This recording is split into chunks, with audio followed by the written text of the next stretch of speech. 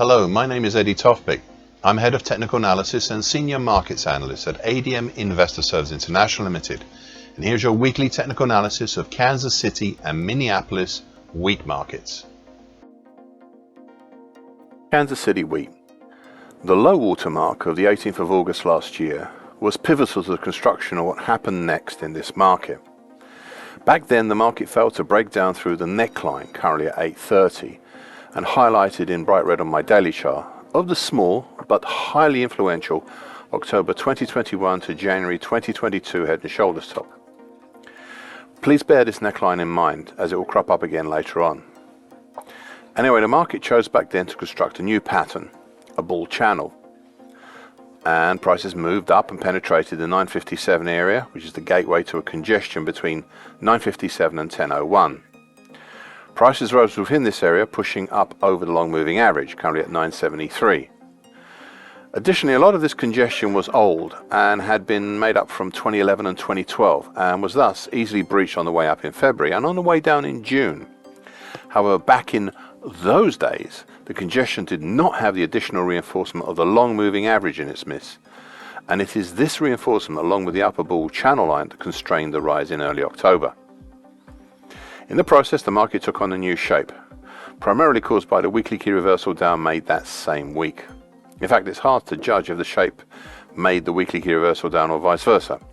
Anyway, at the end of that week in October, the market broke down through the lower bull channel line, also dropping out of the overhead resistance area, moving below the medium moving average for a while, and that's currently at 908. In very early November, a choice came about for this market. This is actually a parallel to what we saw in Chicago wheat futures. I'll expand on that shortly, but first, much like Chicago wheat, though it is not a complete duplicate, this market here had two avenues. Here, as in Chicago wheat, the market chose the first avenue. I described it thus in my commentary from a few weeks ago, and I quote, "The first is a straightforward move down with potential targets for the break of the bull channel. Thus we have a primary target X down in a 903 zone, whilst the secondary harder to reach target X1 is way down below in a 759 zone." End of quote.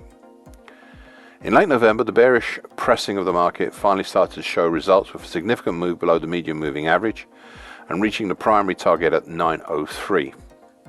Prices continued low, all the way down through the 50% Fibonacci line of the August 20 to May 2021 move at 900, the 50% Fibonacci line of the September 2019 to May 22 move at 881, the 2013 high 862, the 2014 high 855, but then the market hit the big red trend line once again, or the neckline, I should say, of the small but influential October 21 to January 22 head and shoulders top. This is the one I asked you to bear in mind earlier, and things stopped.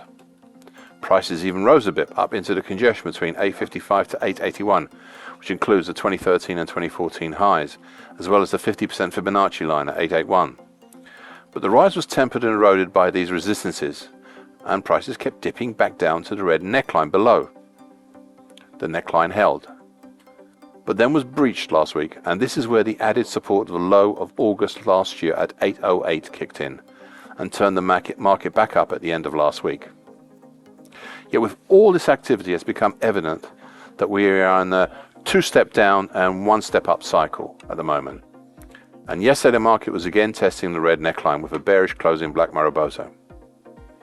Today, we're lower still, below the neckline, and I'm wondering how long it will be before we test the 808 level again. The questions and observations I now have going forward are these.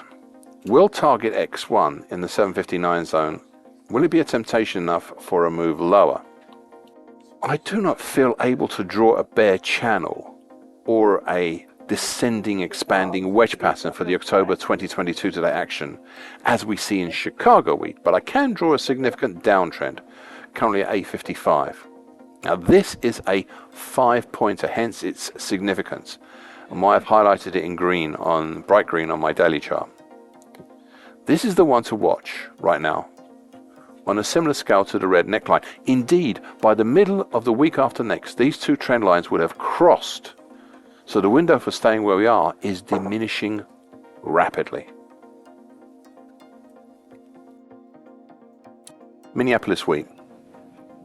Back in early September last year, there was the start of a new bullish pattern, a bull channel come ascending expanding wedge pattern that I've highlighted on my daily chart in dark blue. This rise seems to have been slower here than in other grain markets. I previously called this construction rudimentary, not only because it was back then rudimentary, but also because the market is, as I've said often here, it was way behind both Chicago and Kansas City wheat in its construction. Anyway, I said back in early October, the market broke down through the lower trend line of this bull channel, come ascending expanding wedge pattern, leaving us with the same two avenues here that were seen in both Chicago and Kansas City. The market chose the first avenue, the straightforward move down with potential targets. Thus we have a primary target X on the downside, quite a way lower compared to the other grain markets in the 883 zone, whilst the secondary hard to reach target X1 is down in the 840 zone. The first attempt to get down there was in early December, and it looked like the market was really going to go for it, but it soon ran out of steam. The second attempt was last week, but we barely managed lower. However, each attempt has seen lower highs, usually an indication of bearish intent. At the same time, the market has constructed since early October last year a bear channel. That's currently 835 to 919, which is highlighted in bright red on my daily chart. This bear channel is gradually squishing the market lower, such that in about 4 weeks there will be no room between the upper bear channel line and target X.